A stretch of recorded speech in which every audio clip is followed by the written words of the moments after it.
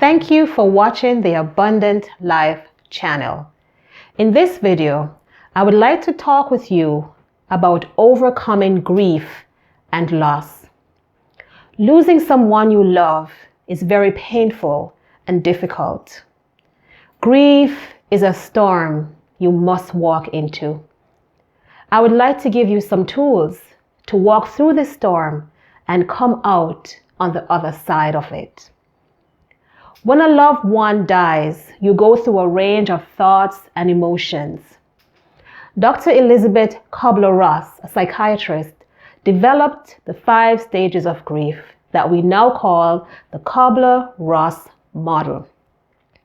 It identified some possible stages that people go through when they experience loss. This model has many variations over the years. However, the stages I will talk with you about today have been applicable to most persons I have counseled who lost a loved one. Let's review the 5 stages. Shock and denial. You might feel numbness and confusion. You may be asking yourself questions like, is this really happening? Is this real? Anger. You may feel angry with yourself, the person you lost, or others. You may have thoughts such as, why me? It's not fair. How can this happen to me? Who is to blame? Why would this happen? Depression and detachment. You may feel immense sadness, feel less connected to people and life, having thoughts of wishing that your loved one could still be here, missing them. You may have a lot of crying spells, talk less, and just feel better being alone. Dialogue and bargaining. You may feel the need to eventually start talking about your feelings, memories, even ask God to reverse what has happened. In this stage, you may start thinking about what life will look like without your loved one in it, which is extremely difficult. You start getting back to doing things that you once did and attempt to start the adjustment period. Acceptance. You may be ready to accept that your life has changed and the person you lost will not physically be in it. You begin creating a new plan for your life, a plan that will include their memories and desires for you. Going through these stages are difficult and can literally feel like going through a tumultuous storm. However, allowing yourself to feel and go through them starts the healing process.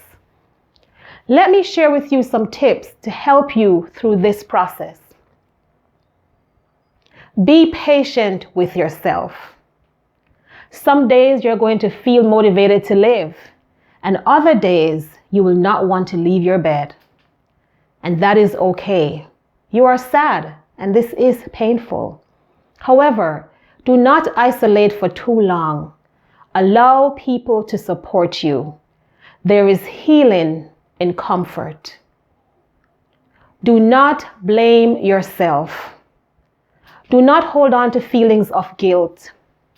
Many times we say, if I had made that call, or answered the phone, or went home that one day.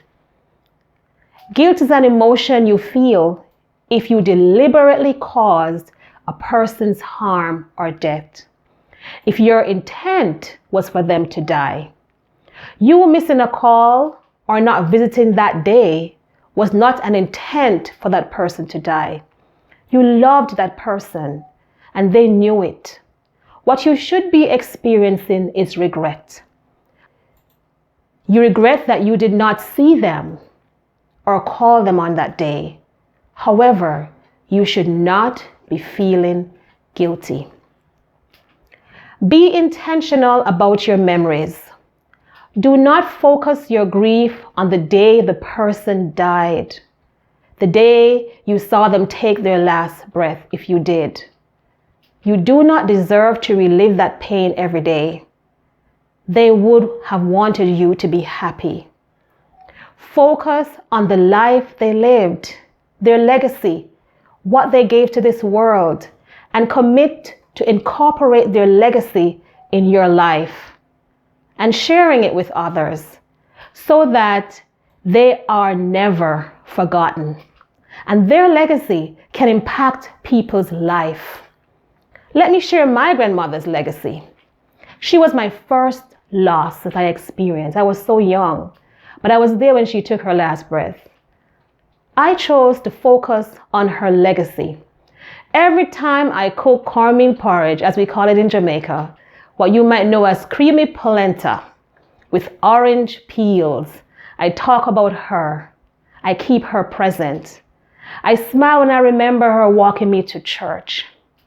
God was important to her. Hold on to your loved one's legacy and live by them.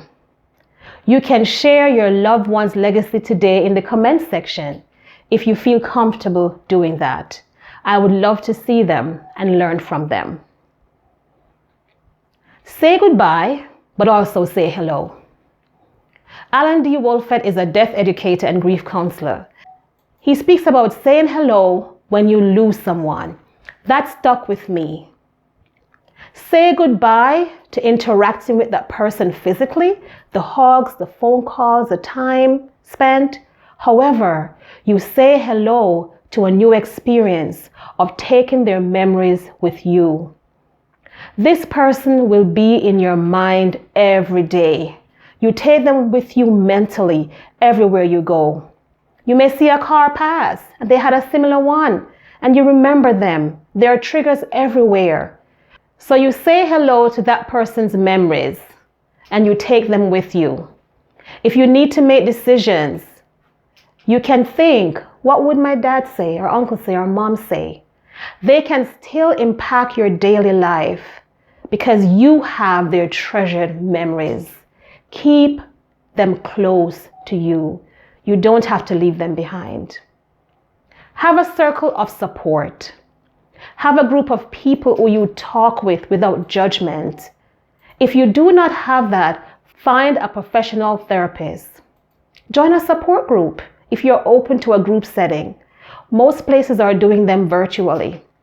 It can be a great place to meet people who are going through a similar journey and can relate.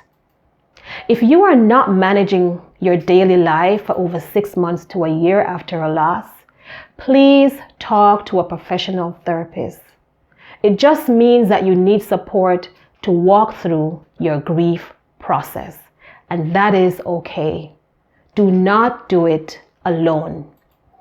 You know, mourning is a critical part of grieving because it is the outward expression which is normally done at funerals. COVID-19 has impacted the way we normally do this, which is usually in large gatherings and talking about our loved ones. I suggest doing this in a different way through online platforms such as Zoom or Google Meet. Have a large gathering online and mourn, talk about the person. I observed when I attended one such event that more people got the opportunity to share who wouldn't have had that opportunity at a usual funeral service. They also got to share how this person impacted their lives, and family members got to hear from a large number of people how people's lives were touched by their loved ones. This can be a very critical part of the healing process. Grieving is difficult. However, I hope this information will help you through your process.